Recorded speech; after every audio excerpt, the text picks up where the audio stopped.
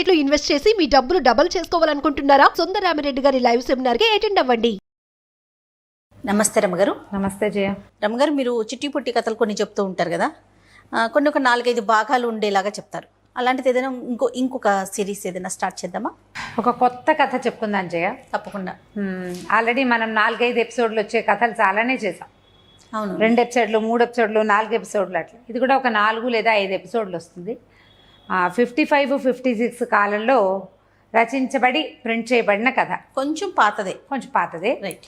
Writer పేరు అయితే ఇవాళ నాకు జ్ఞాపకం లేదు. మనం 2వ భాగం అప్పుడు నేను రైటర్ పేరు చెప్తాను. అలానే బుద్ధిమతీయం ఈ కథ పేరు.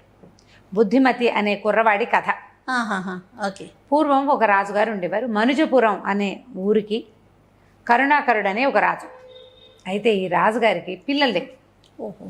చాలా కాలం సంతానం కలగల. ఆయనకు ఒక మంత్రి ఉండేవాడు, సత్యకీర్తి అని. ఆ సత్యకీర్తికి పిల్లలు లేరు. రాజు మంత్రి ఇద్దరు కూడా సంతానం లేదు. ఎట్లాగైనా సంతానం కలిగే ఉపాయం కోసం ఆలోచిస్తున్నారు.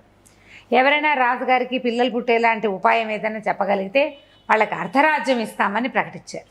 అబ్బా, ఏమీ లాభం లేకపోయింది. అయితే ఏం చేశారంటే ఒక శిలాఫలకం మీద రాయించి చాలా ఊళ్ళకి పంపారు. మనుజపురాధీశ్వరుడైన కరుణాకరునికి సంతానం లేదు, రాజుకి సంతాన ప్రాప్తి కలగజేయగలిగేటువంటి మహానుభావులు ఎవరైనా ఉంటే వారికి అర్ధరాజ్యం ఇవ్వబడుతుంది. మనుజపురాధీశ్వరుని యొక్క మంత్రి సత్యకీర్తి అని రాయించి శిలాఫలకం పెట్టించారు. ప్రజలందరికీ ఏవో చిట్కాలతో అవ్వదు కదా. చిట్కాలతో అవ్వదు. సంతానం కలగకపోవడం అనేది ఒక ప్రత్యేకమైన సమస్య. అది జాతక దోషమో, గ్రహదోషమో, రాజుదో, రాణిదో, దేశానిదో, వాళ్ళ పితరులదో తెలీదు. ఏదో ప్రయత్నిస్తారు, ఏమీ అవటం లేదు. రాజవైద్యులు ఏదో వైద్యాలు చేస్తారు, వీళ్ళు యజ్ఞాలు చేస్తారు, హోమాలు చేస్తారు, ఏమిటో చేసుకుంటూ ఉంటారు. ఏమీ అవల. కానీ ఏమైందట, మంత్ర శివానంద అని ఒక మహాసిద్ధుడు ఒక ఆయన పక్క ఊరిలో ఈ బోర్డు చూశారు. తన శిష్యులతోటి ఈ ఊరు వచ్చారు. ఈ ఊళ్ళో కూడా ఆయనకి ఈ బోర్డు కనపడింది. సరే, అది చూసుకుని ఆయన వచ్చి ఈ మన రాజుగారికి కనపడ్డారు. కనబడేసరికి వీళ్ళు చాలా సంతోషించారు. ఆయన చాలా గొప్పవాడు, తపస్సంపన్నుడు. 3 మంది శిష్యులు ఉన్నారు ఆయనకి. అంతా కలిసే వచ్చారు. ఆయనకి అర్ధరాజ్యం మీద ఆసక్తి లేదు. అర్ధరాజ్యం ఇవ్వటానికైనా అంతా సిద్ధపడ్డారు అంటే ఎంత డెస్పరేట్గా ఉన్నారు సంతానం కోసం వీళ్ళు. పాపం, ఎవరో ఒకళ్ళని దత్తత చేసుకోవటానికి, ఎవరికో రాజ్యం ఇవ్వడానికి ప్రజలు కూడా ఒప్పుకోవట్లేదు. రాజు చాలా గొప్పవాడు, చాలా గొప్ప వంశం వాళ్ళది, చాలా ప్రజారంజకుడైన పాలకుడు ఆయన. ఆయన యొక్క సంతానమే కావాలని ప్రజలు కోరుకోవడంలో పెద్ద ఆశ్చర్యము లేదు. కాబట్టి ఈ రాజుకి కొంత మేలు చేయాలని భావించి ఆయన కూడా స్వయంగా బయలుదేరి వచ్చేసరికి ఆయన చూసేసరికి పరమేశ్వరుణ్ణే చూసినట్టుగా ఫీల్ అయ్యారు వీళ్ళు. ఎంత ఆనందపడ్డారో అసలు. చాలా అద్భుతమైన స్ఫురద్రూపం, శాంతమూర్తి భవించినట్టుగా ఉన్నాడు. శాంతమే ముని స్వరూపంలాగా ఉందన్నమాట ఆయన రూపం. చాలా ఆనందించారు. అందరూ నమస్కారాలు చేశారు. అయితే ఆయన ఏమన్నాడు, నేను ఏకాంతంగానే ఒక పూజ సలుపుతాను, నాకు ఒక భవనాన్ని కేటాయించండి అన్నారు. రాణి మంత్రి గారి భార్య అక్కడ ఉండేలాగా ఏర్పరచమన్నాడు. చాలా చక్కగా పెద్ద భవనం. మరి ఏమేం కావాలి మీకు సంభారాలంటే ఏమీ అక్కర్లా, 3 కలశాల నిండా నీళ్లు అని చెప్పాడు. 3 బంగారపు బిందెల నిండా మంచి నీళ్లు పెట్టారు. మామిడాకులు, తమలపాకులు, పువ్వులు అవి అన్నీ ఏర్పరిచి పని వాళ్ళంతా వెళ్ళిపోయారు. ఈయనకి సహాయంగా రాణిగారు, మంత్రి గారి భార్య, ఆవిడకి సహాయంగా వాళ్ళిద్దరు ఉన్నారు. సరే, ఏమైంది, ఈయన చాలాసేపు జపం చేసి ఈ 3 కలశాలని అభిమంత్రించారు. ఈ 3 కలశాల్లో నుంచి నీరెత్తి ఒక కలశంలో పోశారు. పోసి రాణిగారికి ఆ కలశాన్ని చేతిలో పెట్టారు. ఈ నీరు సేవించండి, మీ సంతానం కలుగుతుంది. అక్కడి నుంచి పక్కనే నిలబడింది కదా ఆవిడ, మంత్రి గారి అమ్మ నీకు సంతానం లేనట్టుందంటే లేదండి అని. ఆయన ఏం చేశాడంటే ఈ రాణిగారికి చెంపిస్తూ ఒక తమలపాకు తీసుకుని తన కమండలంలోంచి ఒక చుక్క నీటిని దీంట్లో తిలకరించి ఆకు మడతపెట్టి ఆవిడ చేతిలో పెట్టాడు. కంటి సేగ చేశాడు, ఇది తీసుకో అని. నిశ్శబ్దంగా ఆవిడ అది ఆ తమలపాకుని స్వీకరించింది. విడేం అంటే చిలక, తమలపాకు చిలక అనమాట. అందులో మంత్రపూతమైన జలాన్ని వేశారు. ఈ నీళ్ళ కలసం పుచ్చుకుని రాణిగారు పరమానంద భరితురాలే ఇంటికి వెళ్ళిపోయింది అంతఃపురంలో. ఈవిడ ఆయన పుచ్చుకోమన్నాడంటే ఇదేదో విశేషం, సంతానం లేదు కదా అని అడిగి అది ఇచ్చాడంటే సంతానం కోసం ఇచ్చినట్టు. ఇక ఎంతో సంతోషంగా భర్తలతోటి గడిపారు, చాలా ఆనందంగా సంతానం కలిగిస్తుందన్న సంతోషంతో. కాలక్రమాన రాజుగారి భార్య గర్భవతి అయింది, మంత్రి గారి భార్య గర్భవతి అయింది. 9 నెలలు నిండాయి, ప్రజలంతా ఆనందంతో పండగ చేసుకున్నారు. రాజుగారి ఇల్లు పండింది, మంత్రి గారి ఇల్లు పండబోతోంది. సరే 10 మాసాలు వచ్చాక రాణిగారికి పరమాద్భుత సౌందర్యవతి అయిన ఒక కుమార్తె కలిగింది. మంత్రి గారికి చాలా స్ఫురద్రూపంతో ఉన్నటువంటి ఒక పిల్లవాడు కలిగాడు. రాజుగారి అమ్మాయికి తమ విజయాలకి మూల కారణం కాబోతోంది పిల్ల అని విజయకుమారి అని పేరు పెట్టారు. మంత్రి గారి అబ్బాయికి బుద్ధిమతి అని పెట్టారు పేరు, బుద్ధిమంతుడు కావాలన్న కోరికతో. ఈ విజయకుమారి బుద్ధిమంతుడు ఇద్దరు పెరుగుతున్నారు. సరే విజయకుమారికి చాలా తెలివిగలది, ఎంతో చురుకైంది. మరి దేశ విదేశాల నుంచి ఎంతమందో పండితుల్ని వాళ్ళని వెళ్ళి రప్పించి పిల్లకి చదువు చెప్పించడం మొదలుపెట్టారు. ఆటోమేటిక్గా మంత్రి గారి అబ్బాయి బుద్ధిమంతుడైన బుద్ధిమతి కూడా యువరాణితో పాటే చదువుకోవటం మొదలుపెట్టాడు. వీళ్ళిద్దరూ జోడుగా ఉండేవాళ్ళు. కొంతకాలం ఇంటి దగ్గర చదువుకున్నారు, తర్వాత గురుకులానికి పంపారు. రాజుగారి అమ్మాయి వెళ్ళింది, మంత్రి గారి అబ్బాయి వెళ్ళాడు. వీళ్ళిద్దరూ ఎడబాయని జంటలాగా ఉండటం వాళ్ళకి అలవాటైంది. ఇట్లా పిల్లాడు కలిసి ఉండటం ఏమిటని వాళ్ళు అనుకోలే, ఎవరు భావించలా. మొదట చిన్నపిల్లలుగా ఉండగా కలిసి ఆడుకునేవాళ్ళు, చదువుకునేవాళ్ళు, నేర్చుకునేవాళ్ళు, కొట్టుకుని తిట్టుకుని సరికి కలిసి ఉండేవాళ్ళు. క్రమంగా ఏమైంది, 14-15 వచ్చేసరికల్లా నువ్వు లేక నేను లేను అనుకోవటం మొదలుపెట్టారు వాళ్ళిద్దరు. ఈ సంగతి ఇటు రాజుకి తెలీదు, అటు మంత్రికి తెలీదు. టీనేజ్లో ఉన్న పిల్లలకి ఒకళ్ళ మీద ఒకళ్ళకి ఆకర్షణ ఉండటం అత్యంత సహజమైనది. చిన్నతనం నుంచి ఉండేసరికల్లా వాళ్ళకి వీళ్ళు తప్పిస్తే ఇంకో ప్రపంచం లేదన్నట్టుగా అయింది. వీళ్ళిద్దరూ ఒకళ్ళనొకళ్ళు కావాలనుకోవటం మొదలుపెట్టారు. 18 ఏళ్ళు వచ్చేసినాయి. ఒకసారే పుట్టారు వాళ్ళు, ఓసారే కదా వరం పొందారు. సరే ఈ లోపల ఈ పిల్లాడు పెరిగే లోపల వాళ్ళు ఏం చేశారు, ఈ సంతానం కలగంగానే పరమాత్మ సంతోషంతో ఆయన మంత్ర శివానందకి అర్ధరాజ్యం తీసుకోమన్నారు. ఆయన రాజ్యం ఎందుకు నాయన, మీకు సహాయం చేయడానికి వచ్చాను, నాకు వద్దన్నాడు ఆయన. అట్లా కాదని చాలా బతిమలాడారు. అర్ధరాజ్యం ఇవ్వడానికి ఒప్పుకున్నాం మేమంటే, అలా కాదు, సరే అర్ధరాజ్యం నాదనుకోండి, ఏదైనా ఇచ్చి నా దగ్గర నుంచి కొనుక్కోండి అన్నాడు. అలా చేస్తారు మామూలుగా. అప్పుడు ఆయనకి వెళ్ళలేని రత్నరాశులు ఇచ్చి అర్ధరాజ్యాన్ని మళ్ళీ వెనక్కి తీసుకున్నారనమాట. రత్నరాశులు పుచ్చుకుని మంత్ర శివానంద గారు వెళ్ళిపోయాడు అక్కడి నుంచి. ఓహోహో. ఈ పిల్లల దారిన పిల్లలు పెరిగేశారు.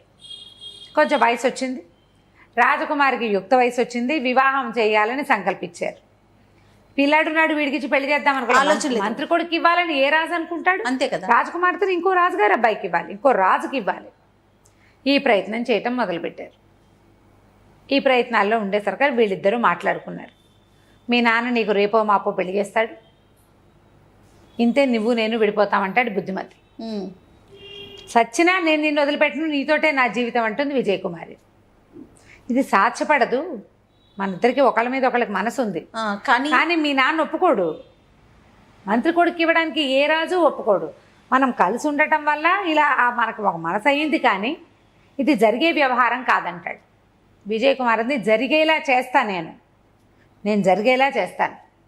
ఇద్దరు ఈ విషయం మీద మాట్లాడుకుంటూ ఉండేవాళ్ళు. ఆ అమ్మాయికి రకరకాల పెళ్లి సంబంధాలు వస్తున్నాయి, వీళ్ళు ఆలోచించుకుంటున్నారు. ఎలా మంత్రి గారి అబ్బాయి రాజుగారు అల్లుడవుతాడో చూద్దాం మళ్ళీ భాగంలో మనం. తప్పకుండా అండి. నమస్తే రమగారు. నమస్తే రమగారు, మనం బుద్ధిమతీయం అని కొత్త సిరీస్ ఒకటి స్టార్ట్ చేసాం. మొదటి భాగం కూడా చెప్పారు, మరి రెండో భాగంలోకి వెళ్దామా? బుద్ధిమతి అనే కుర్రాడు, విజయకుమారి అనే రాజకుమార్తె, వీళ్ళిద్దరూ ఫ్రెండ్స్, పెళ్లి చేసుకోవాలనుకుంటున్నారు.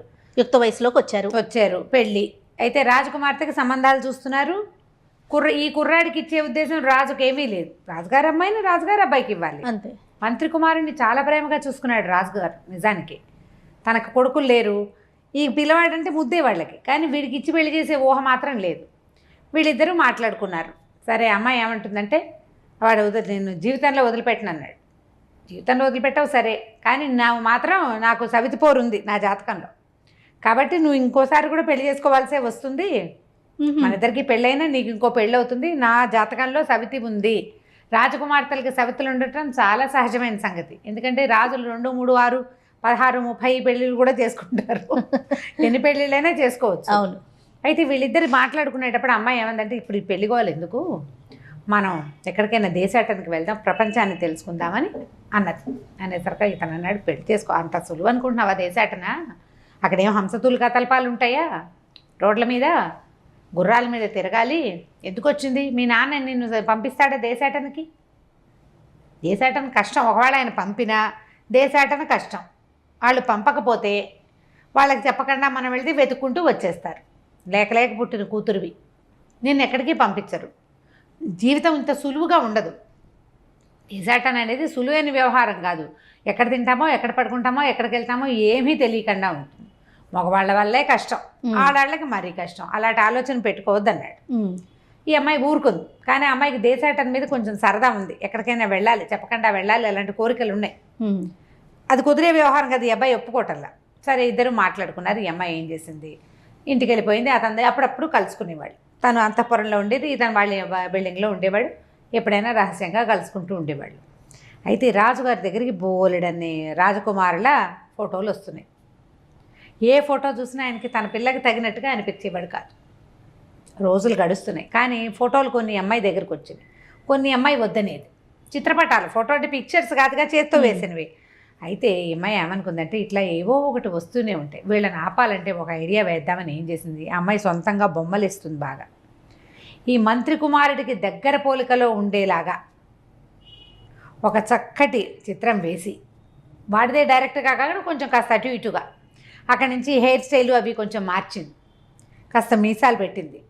రాజకుమారుడికి ఉన్నట్టు ఒక కిరీటము, ఒక ఇట్లా ఉత్తరీయం వేసుకున్నట్టు, నడుంలో ఒక పిడిబాక పెట్టుకున్నట్టుగా ఒక పిక్చర్ వేసి పరిచారిక చేతికిచ్చి తండ్రి దగ్గరికి పంపించింది. ఆ పిక్చర్ చూడగానే అబ్బా ఎంత బాగున్నాడు అనుకున్నారు వాళ్ళేమో. చాలా బాగున్నాడు. ఇంతకీ ఈ అబ్బాయి ఎవరు? పరిచారిక ఏమందంటే, ఈ అబ్బాయి కుంతల పురాధీశ్వరుడైన చిత్రసేన మహారాజు కుమారుడు శమరసింహుడు అని చెప్పింది. ఈయన ఆశ్చర్యపడి, అదేమిటి కుంతల ప్రభువులకి మగపిల్లలు లేరు కదా, ఒకతే పిల్ల ఉందని గుర్తుంది నాకు అన్నాడు. అనేసరికి అదేమిటి పిల్లాడు లేకపోతే ఫోటో ఎలా వస్తుందండి అంది పరిచారిక. ఉండే ఉంటాడు, మనకు తెలీదు. సరే ఈ అబ్బాయి ఒకడైనా, ఇంకా పిల్లలు ఉన్నారంటే ఒక పిల్ల ఉంది, ఆవిడ పేరు వసుంధరాదేవి, కూతురుంది. ఆవిడే ఈ చిత్రాన్ని మనకి పంపించింది అని చెప్పింది పరిచారిక. దానికి చెప్పబడిన మ్యాటర్ అనమాట. ఈయన అనుకున్నాడు, ఎంత పండులా ఉన్నాడు పిల్లాడు, ఎంత బాగున్నాడు, ఎంత రాజసం ఉట్టుపడుతుంది, మన పిల్లకి ఫోటో పక్కన పెడితే అసలు చక్కగా మ్యాచ్ అంటే మేడ్ ఫర్ ఈచ్ అదర్ లాగా ఉంటారని కూతురు పిక్చర్ కూడా తెప్పించి రెండు పక్క పెట్టి చూసుకున్నారు. ఎంత బాగున్నాడో, చెప్పరాని సౌందర్యం. అబ్బాయి బుద్ధిమతి, చాలా అందగాడు. అందగాడికి ఇంకా కోర మీసాలు, తలపాగాలు పెట్టేసరికి వాడంతా ఇంకా ద్విగుణీకృతం అయిపోయింది. అక్కడి నుంచి ఏమైంది, ఆ ఫోటోని రాజకుమార్తెకి పట్టుకొచ్చారు. అమ్మాయి ఇది ఎప్పుడైనా చూసావా నువ్వు ఈ పటము అని చూపించారు. ఆ చూడలేదని అప్పుడే చూసినట్టు సినిమా ఇచ్చి అమ్మడు చూసింది.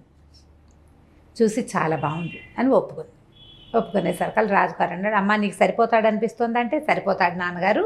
ఎవరండి ఏమిటండి అని తెలియనట్టుగా అడిగింది. ఈవిడ సృష్టించిన పాత్రే అది. ఫలానా కుంతలపురాధీశ్వరుడి కుమారుడు శమనసింహుడు బాగున్నాడండి అనగానే వెంటనే ఎవర్రా అక్కడ అని పిలిచేసి ఒకడిని, కుంతలపురానికి వెళ్ళు, రాణి వసుంధరాదేవి, యువరాణి వసుంధరాదేవి దగ్గరికి వెళ్ళి వాళ్ళ సోదరుడు శమనసింహుడికి మా పిల్లని ఇవ్వడానికి ఎలాంటి అభ్యంతరమూ లేదని, శమనసింహుడిని మన రాజకుమార్తె వరించిందని చెప్పి వాళ్ళ దగ్గర అధికార రాజముద్ర వేయించుకునిరా అని చెప్పారు. హడిలిపోయింది విజయ్ కుమార్. ఓరి నాయన, ఊరికే ఒక ఫోటో ఇస్తే ఇప్పటికిప్పుడు వీడిని ఎవడో పంపేస్తే మన బండారం బట్టబయలవ్వదు, బండారం బయటపడుతుంది. ఏం చేయాలి? సరే ఏమంది, నాన్నగారికి వచ్చే తలకాయ నొప్పిగా ఉందండి, వెళ్ళొస్తానండి అని చెప్పి బయటకు వచ్చేసింది. అయ్యవ సైనికుడిని పిలిచారో వాడిని నోటి మీద వేలు పెట్టుకుని రా నా దగ్గరికి అని వాడిని పిలిచింది. నేను చెప్పేదాకా బయలుదేరద్దు, నువ్వు మీ ఇంట్లో ఉండు, నేను కబురు చేస్తాను నీకు అని వాడి చేతిలో కాస్త అంత బంగారం పోసింది. వాడికి మాత్రం ఏం చేయదు, పని చేయాలి, కాస్త లేటుగా చేయాలి. రాజకుమార్తె ఐడియా ఏమిటో వాడు నిశ్శబ్దంగా వెళ్ళిపోయాడు. ఈ అమ్మాయి ఏం చేసింది, వీడికి పిలిపించింది ఇతన్ని, బుద్ధిమతిని. ఇద్దరు కలిసి ఒక తోట దీంట్లో కలుసుకున్నారు, ఒక లతా నికుంజంలో కలుసుకున్నాక అబ్బో చాలా రోజుల తర్వాత కలుసుకున్నాం కదా అని మళ్ళీ ఉత్సాహంగా చేతులు పట్టుకున్నాడు. ఏమిటి మన ఇద్దరం కలుసుకోవడానికి పిలిచావా అని అడిగేసరికి అమ్మాయి ఏం చెప్పింది, కాదు నేను ఒక బ్రహ్మాండమైన పథకాన్ని రచించాను. ఆ పథకాన్ని కనుక మనం చేయాలంటే నువ్వు జాగ్రత్తగా ప్లాన్ ప్రకారం చేయాలి. ఏం చేయాలి? నువ్వు ఇక్కడి నుంచి బయలుదేరి కుంతలపురానికి వెళ్ళాలి. వెళ్ళి అన్నాడు. వెళ్ళాక అక్కడ ఒక పెద్ద రాజభవనం కొనాలి. కొన్నాక అక్కడ నువ్వు కూర్చో, నుండు స్థిమితంగా. ఇక్కడి నుంచి ఒక సైనికుడు వచ్చి రాజముద్ర కోసం వస్తాడు. వాడితో మాట్లాడి వాడి ఉత్తరం మీద సంతకం పెట్టి పంపించేసి వెనక్కి. వాడు కుంతలపురం వెళ్ళినట్టు ఉంటుంది, ఉత్తరం తెచ్చినట్టు ఉంటుంది. తర్వాత మనం వివాహం చేసుకుందాం, పెళ్ళైపోయాక మా నాన్న మాత్రం ఏం చేస్తాడు అనేసరికి ఈయనన్నాడు, చాలా చిక్కులున్నాయి. కుంతలపురం వెళ్ళడం ఓ కష్టం. అక్కడ నేను రాజభవనాలు అవి ఇవి కొనాలంటే డబ్బు గిద్దస్కం కావద్దంటే నేను ఇస్తాగా, మండ్లు మాణిక్యాలు బోల్డ్ ఉన్నాయి, నేను ఇస్తానని. బాగుంది. అక్కడికి వెళ్ళిన తర్వాత నేను అక్కడ సెటిల్ అయ్యాక సైనికుడు ఎవడో వస్తాడు, సైన్యాధికారి ఒకడు రాడు, వాళ్ళ 5-6 వస్తారు. ఇప్పుడు నేను రాజముద్ర వేయాలంటే ఎక్కడి నుంచి వేస్తాను? ముద్ర లేదే మీ నాన్న ఒప్పుకోడు కదా. నేను సంతకం పెట్టాక రాజముద్ర పడద్దా కుంతల దేశాంది అంటే? ఏమది పూర్వం మా తాత అంటే ఇప్పుడున్న రాజుగారి తండ్రి కుంతలపురాన్ని జయించాడు. వాళ్ళ నగరంలో వాళ్ళంతా కప్పాలు ఇచ్చినప్పుడు, ఆ నగరాన్ని కొల్లగొట్టుకుని తెచ్చినప్పుడు చాలా వజ్రాలు మండ్లు మాణిక్యాలు తెచ్చారు. అందులో ఒక రత్నాంగుళీక ఉంది, అది వాళ్ళ రాజముద్ర అని తెలుసు నాకు. నేను అది పట్టుకొచ్చి నీ చేతికిస్తా.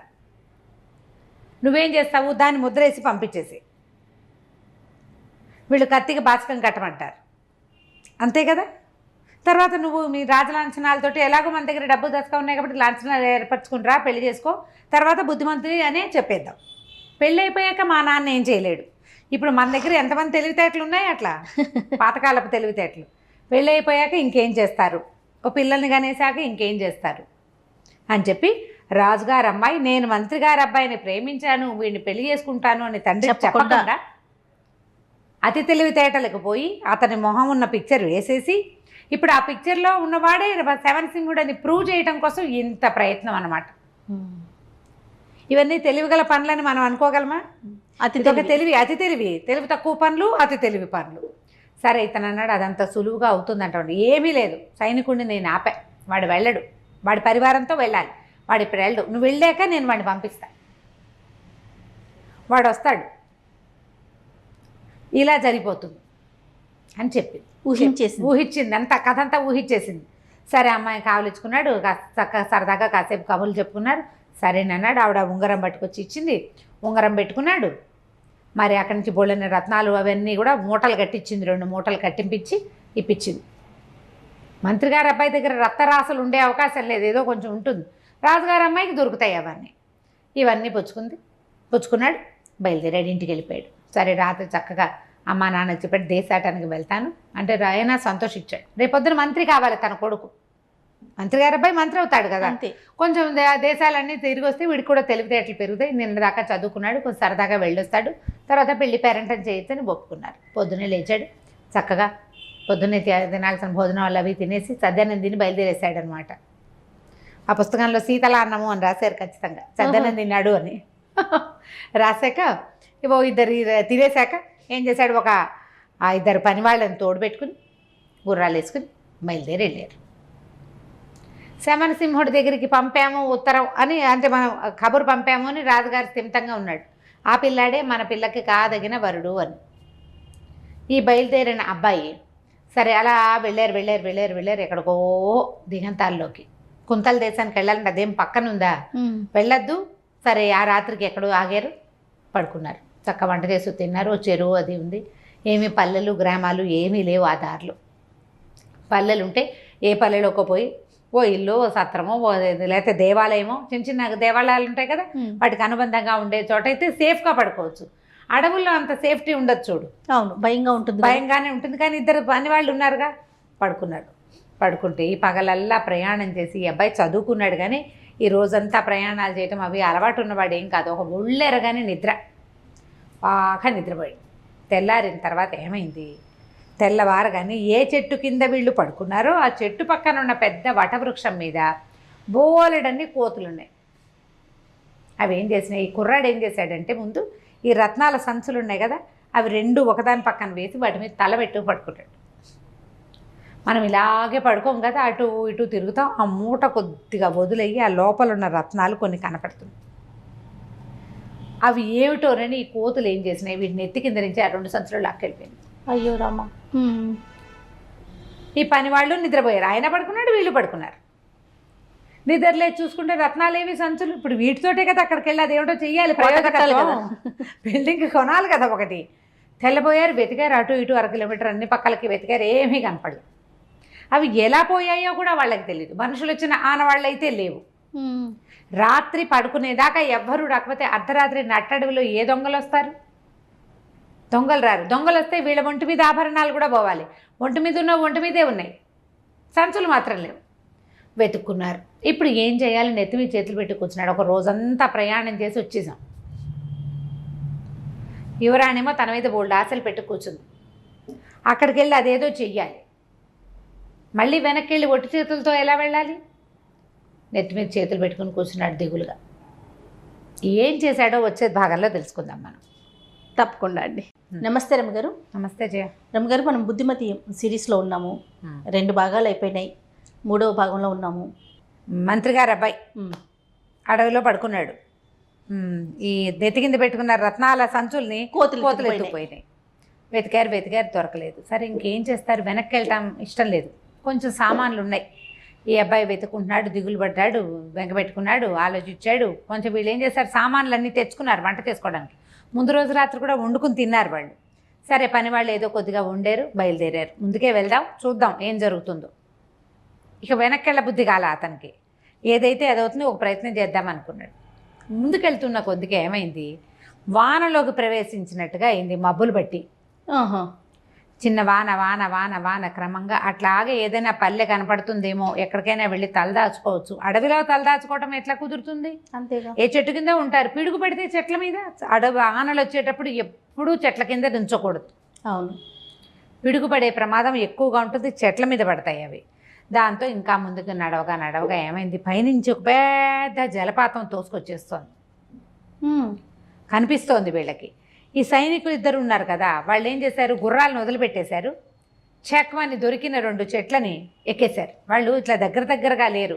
వానకి ఒకడు ముందు వెనకగా నడుస్తున్నారు. పైనుంచి వస్తున్నటువంటి ఆ జలపాతాన్ని చూసేసరికల్లా జలపాతాన్ని కొట్టుకుపోతామేమోనని భయపడి వాళ్ళిద్దరూ చెరో చెట్టు ఎక్కేశారు. ఈ అబ్బాయి ఈ మా విజయ్ కుమారి గురించి ఆలోచిస్తున్నాడు. ఆమె వేసిన ప్లాన్ ఎట్లా వర్కౌట్ అవుతుందో తెలీదు. ఇవన్నీ పోయినాయి, ముందుకెళ్తే తెలివిగల పని అవునో కాదో తెలీదు. అట్లా ఆలోచించుకుంటూ ఆ మీదకు వస్తున్న ప్రమాదాన్ని చూసుకోక ఆ ప్రవాహంలో కొట్టుకుపోయాడు.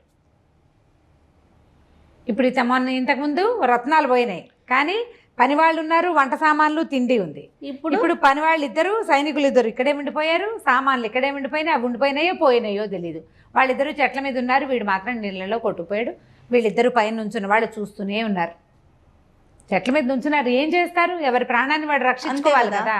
ప్రాణాపన్న సమయంలో ఇక ఏమీ పట్టించుకోరు కదా, చూస్తున్నారు అంతే. అయ్యో అనుకున్నారు, ఇక ఏం చేయలేదు. ఒకళ్ళని చూసి ఒకళ్ళు కళ్ళనీళ్ళు పెట్టినారు. వెళ్ళి మంత్రి గారికి చెప్పద్దు, మీ అబ్బాయి నీటిలో కొట్టుకుపోయాడండి అని చెప్పాలి కదా. అలాగే కూర్చుండిపోయారు. ఈ కొట్టుపోయి ఎక్కడికో కొన్ని చెట్ల దగ్గరికి వెళ్ళేసరికి స్లో అయ్యింది. ఈ లోపల వాన తగ్గింది. ఆ ప్రవాహంతో కొట్టుకుపోయిన వీడు ఒక తోట దగ్గర, తోటలాగా ఉంది, అడవే కానీ కొంచెం ప్రత్యేకంగా పెంచబడినట్టుగా ఉంది, అక్కడ తీరానికి చేరి పడిపోయాడు. అతను కొంచెం ఈతొచ్చు కాబట్టి ఎంతో కొంత చచ్చేపోకుండా, బెదరకుండా, నీటికి అంత ఫోర్స్ వస్తే బెదిరిపోతారు. అవునవును. ఈతొచ్చిన వాడు కొంత యుద్ధ విద్యలు నేర్చుకుని ఉన్నవాడు కదా, దాంతో ఏదో దొంగ పట్టుకుని ఎట్లాగొట్లా ఓ పక్కకి చేరాడు. చేరాక లేచి ఆ నీళ్ళలోంచి బయటకు వస్తే బట్టలన్నీ తడిచిపోయినాయి, ఏం లేదు. ఏవో చెట్లు కనపడే, మామిడి చెట్లు అవి ఉన్నాయి. సరే ముందు అలసిపోయాడు నీళ్ల తాకిడికి. పోయి ఒక చెట్టు కింద పడుకున్నాడు. పడుకునేసరికి ఏమైంది, ఆ సమయానికి అది కొంచెం మధ్యాహ్నం అయ్యేసరికి ఆ ప్రాంతంలో ఒక రాక్షసి నివాసం ఉంటుంది. ఒక అబ్బాయి అది వీడిని చూసింది. ఎంత బాగున్నాడో, చక్కగా ఉంటే ఇలాంటి వాడితోటి ఉండాలి, వీడిని పెళ్లి చేసుకుందాం అనుకుంది. ఏం చేసింది, పడికి నిద్ర మెలకు రాకుండా అలాగా ఎత్తి భుజాన్ని వేసుకుని అది ఉండే వైపుకి తీసుకుపోయింది. అడవిలో ఏంటంటే కొంచెం దట్టంగా చెట్లు ఉన్న చోట ఒక గుహ లాంటిది ఉంది దానికి, అది పడుకోవడానికి ఉండడానికి. తీసుకుపోయి అక్కడ మెత్త గడ్డితో చేసిన పక్క ఒకటి ఉంటే వీడిని ఎత్తాను దాని మీద పడుకోబెట్టింది.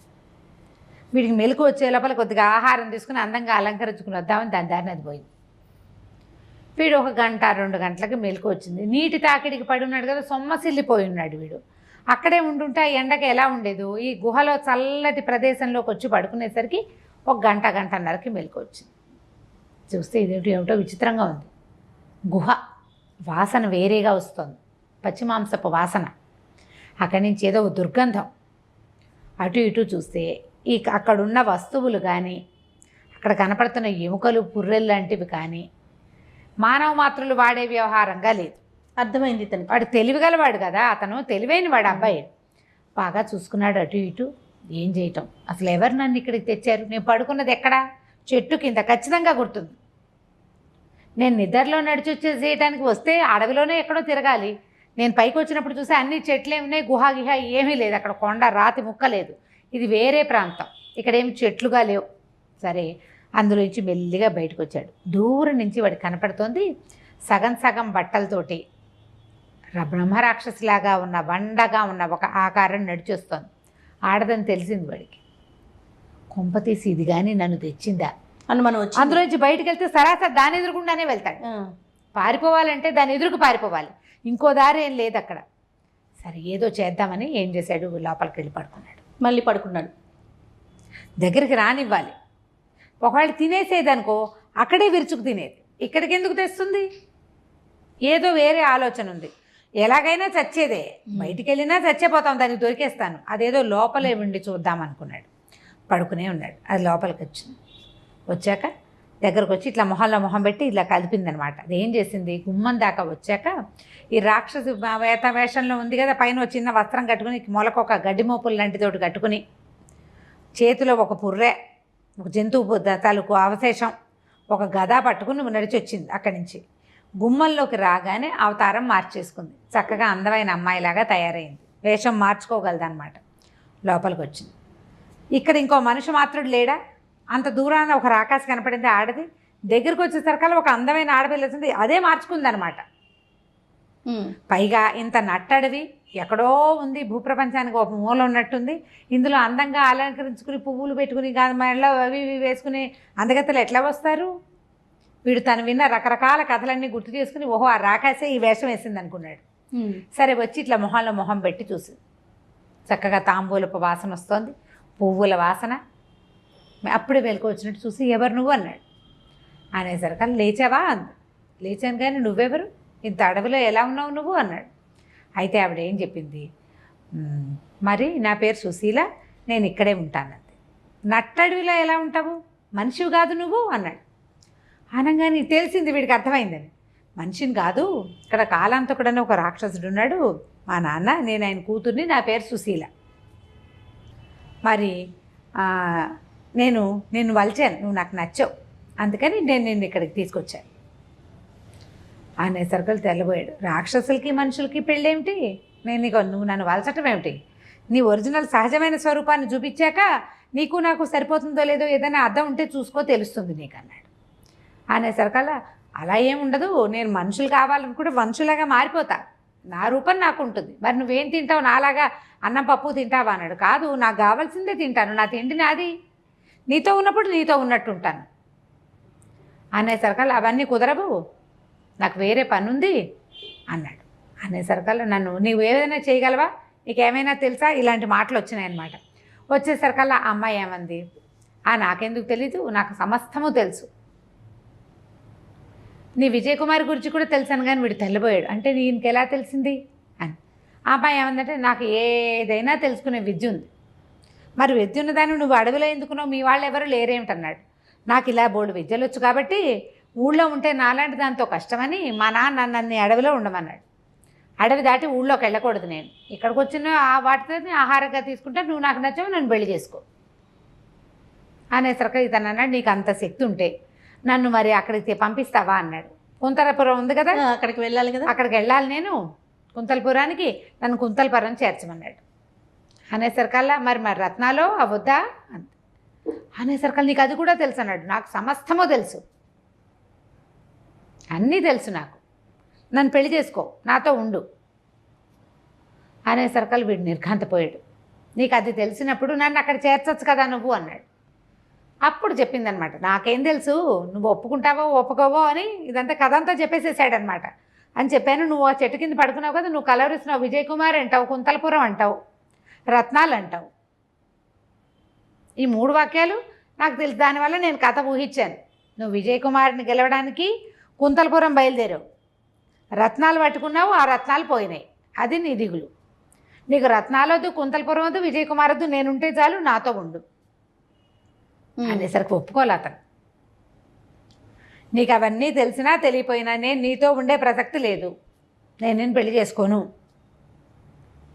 నేను విజయ్ కుమార్నే పెళ్లి చేసుకుంటా, కుంతలపురమే వెళ్తా, రత్నాలు ఉన్నా లేకపోయినా వెళ్ళిపోతా అనేసరికల్లా అమ్మాయి ఒప్పుకోలే. 2 పీకింది చెంపకాయలు, చెప్పిన మాట వినమని. వాడు నేను చచ్చినా వినన్నాడు. అక్కడి నుంచి తినేస్తాను నిన్న, నువ్వు తినేసినా సరేనన్నాడు. అయితే వీడు పడుకున్నాడు, కానీ వీడికి ఓరలో ఓ చిన్న పిడికత్తి అవి ఉన్నాయి. ఆ కత్తి పుచ్చుకుని అమ్మాయి మీద కలబడిపోయాడు. కలబడిపోయేసరికి అది ఏం చేసింది, అప్పటిదాకా అందంగా సౌందర్యవంతమైన రూపంతో ఉంది కదా, ఒకేసారి తన ఒరిజినల్ రూపం చూపించింది. అది దూరం నుంచి చూశాడు అతను నడిచొస్తుంటే. దగ్గరగా ఉన్నట్టుండి అందంగా ఉన్న మొహం ఇంత అయిపోయి దాని కూరలు పళ్ళు బయటకు వచ్చి మెళ్ళో కపాలాలు, చెవులకు చిన్న చిన్న కుండలాగా చిన్న కపాలాలు వేసుకుంది, పుర్రెలు ఎముకలు గందరగోళం. ఇంత భారీ మనిషి అంటే అది రాక్షసి. ఒకసారి హడిలిపోయాడు, కత్తి వదిలేసాడు. ఒకేసారి రూపం మారేసరికి ఉలికిపడ్డాడు, భయపడ్డాడు. పాడేసరికల్లా అది కాస్త వీడికి చిత్త కొట్టేసింది. కేకలు పెట్టాడు, రక్షించండి రక్షించండి అని. తప్పించుకోవడానికి ప్రయత్నం చేస్తున్నాడు, పారిపోవడానికి. ఈ లోపల ఏమైంది, అక్కడికి ఒక మునీశ్వరుడు వచ్చాడు. వచ్చి ఏం చేశాడు, రావటం ఆయన దగ్గర ఒక కమండలం ఉంది, కాస్త నీళ్లు తీసి ఆ రాక్షసు మీద చల్లాడు. చల్లంగానే అది ఒక చిన్న చిట్టెలుకలాగా అయిపోయి పరిగెత్తేసరికల్లా వీడు అమ్మయ్య అనుకున్నాడు. ఆయన ఏం చేశాడు, అబ్బాయిని చేత్తో పుచ్చుకొని బయటకు తీసుకొచ్చాడు. ఎవరు బాబు మీరు, నన్ను రక్షించడానికి వచ్చారంటే నేను ఈ దారిలో వెళ్తున్నాను, నీ కేకలు వినబడి వచ్చాను.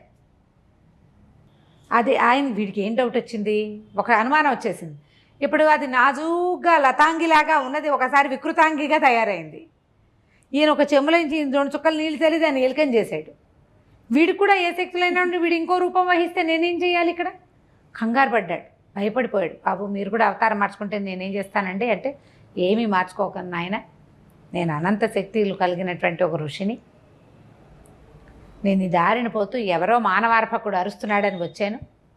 ఈ ప్రాంతంలో ఈ రాక్షసు ఉందని, అది జంతువులు విరుచుకు తింటుంది నాకు తెలుసు, మనుషుల జోలికి అది ఎప్పుడూ రాలేదు, నా దారిని నేను వెళ్తాను, నన్ను అదేం చేయలేదు, నాకు శక్తియుక్తులు ఉన్నాయి కాబట్టి అందుకే వచ్చాను అన్నాడు. అని ఏ ఊరు ఏమిటంటే వీడు కొంచెం స్థిమితపడ్డాడు. ఆయన కొంచెం నీళ్ళ దగ్గరికి తీసుకెళ్ళాడు. సరే నీళ్ళు తాగాడు, కూర్చొని మెల్లిగా చెప్పాడు, మనుజపురం నుంచి వస్తున్నానండి అంటే, మనుజపురం నాది, నేను అక్కడి నుంచి కుంతలపురానికి బయలుదేరాను, మధ్యదారిలో ఇట్లా కోతులు నా నగలు తీసుకుపోయినాయి, నా రత్నాలన్నీ పట్టుకుపోయినాయి, నా సేవకులు 2 అక్కడ ఉండిపోయారు, నీటి ప్రవాహాన్ని కొట్టుపోయి ఇక్కడికి వచ్చాను, ఓ చెట్టు కింద పడుకుంటే ఈ రాకాసి నన్ను తీసుకొచ్చి పెళ్లి చేసుకోమంటోంది, అందుకని ఇలా అయిందని చెప్పాడు. చెప్పేసరికి మనుజపురం అనేది అక్కడ రాజు నీకు బంధువా అని అడిగేసరికి కాదు, ఆయన రాజు, నేను మంత్రి కుమారుణ్ణి, నేను బ్రాహ్మణుణ్ణి, రాజకుటుంబం కాదు నాది అనేసరికల్లా అని ఆయన మీకు తెలుసా అన్నాడు. అంటే ఈయన అడిగాడు, ఆయనకి సంతానం కలిగిందా అని అడిగాడు. కలిగిందండి, ఒక అమ్మాయి ఉంది, విజయ్ కుమార్ అని చెప్పాడు. చెప్పేసరికల్లా ఆయన సంతోషించాడనమాట. సంతోషించి ఆ అమ్మాయి పుట్టడానికి కారణం నేనే, ఆయనకి సంతానం లేనప్పుడు నేనే ఆయనకు పూజ చేసి నీది ఇచ్చాను అనగానే వీడు సంతోషించేశాడు. బాగా ఆనందం వచ్చేసింది వీడికి. అయ్యా తమరేనా అని వంగి కాళ్ళకి దండం పెట్టాడు.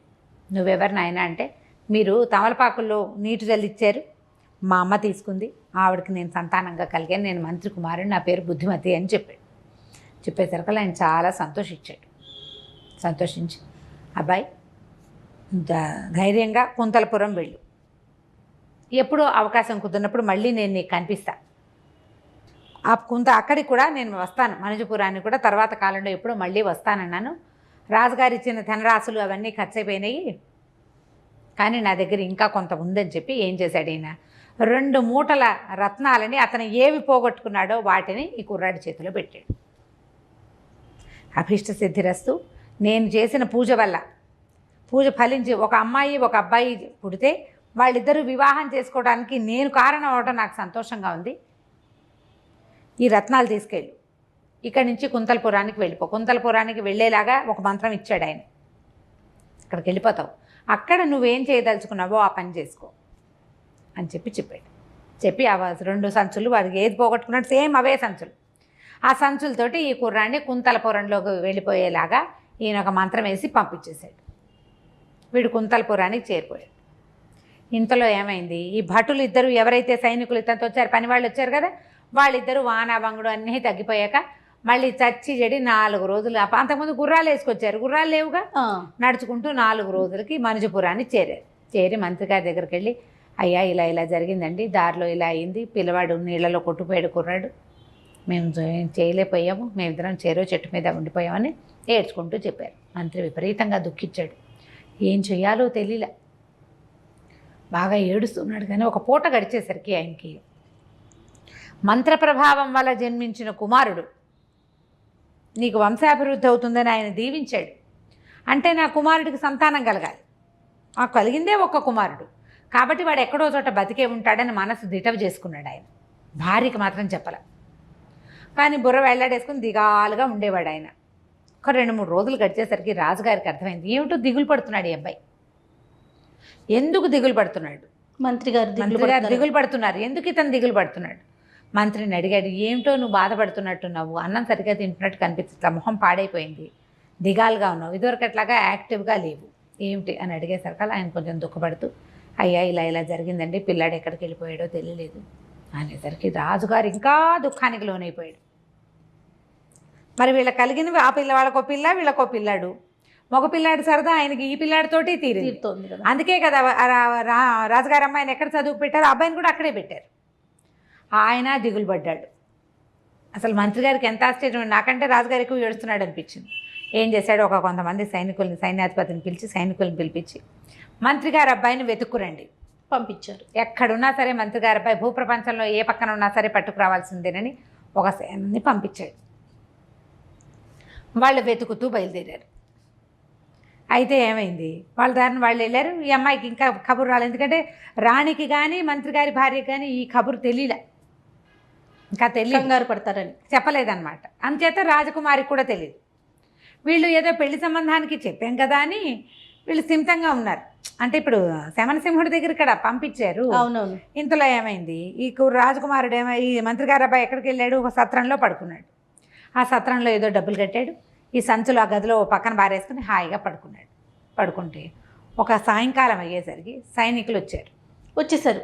సైనికులు వచ్చి ఈ మొత్తం గదులన్నీ సోదా చేస్తూ మన మంత్రి గారి అబ్బాయి పడుకున్నటువంటి గదిని కూడా సోదా చేసి రత్నాలతో సహా దొంగ దొరికాడు అని ప్రకటన చేసి ఈ కుర్రాన్ని ఎత్తుపోయారు. కుంతల దేశంలో దొంగలు పడ్డారు, రత్నాలు పోయినాయి. ఓకే. ఆ పోయిన రత్నాలు ఒక సత్రం గదిలో దొరికినాయి. దాంతోపాటు ఆ దొంగ కూడా పక్కనే పడుకుని నిద్రపోతున్నాడు. వాడిని పట్టుకుని వెళ్ళిపోయారు. ఇతన్ని అరెస్ట్ చేశారు. వాళ్ళు వెతుక్కోవడానికి వచ్చారు. ఇప్పుడు ఊళ్ళో వెతికితే రాజకుమారుడు ఈ మంత్రి గారి అబ్బాయి మా బుద్ధిమతి దొరుకుతాడా? దొరకడు. అతను వచ్చింది ఎప్పుడు? పొద్దునే వచ్చాడు సత్రానికి, మధ్యాహ్నం అరెస్ట్ చేశారు. ఆ ఊళ్ళో అబ్బాయి అటు ఇటు తిరిగితే ఈ పోలికల్లో ఉన్న కుర్రాడు తిరిగాడని చెప్పుకుంటారు. ఏ ఊళ్ళో ఎక్కడికి తిరగలా, వచ్చాడు, నిద్రపోతున్నాడు, సత్రంలోకి ఎంటర్ అయ్యాడు అంతే. అక్కడ అతను ఎవ్వరూ చూడలే. ఆ సోదాల్లో భాగంగా ఇతను కాస్త వాళ్ళకి దొరికాడు, వాళ్ళు కాస్త ఎత్తుపోయారు. తర్వాత ఏం జరిగిందో వచ్చే కథలో తెలుసుకుందాం. చాలా బాగుంది రమ్మగారు. నమస్తే అండి. నమస్తే జీ.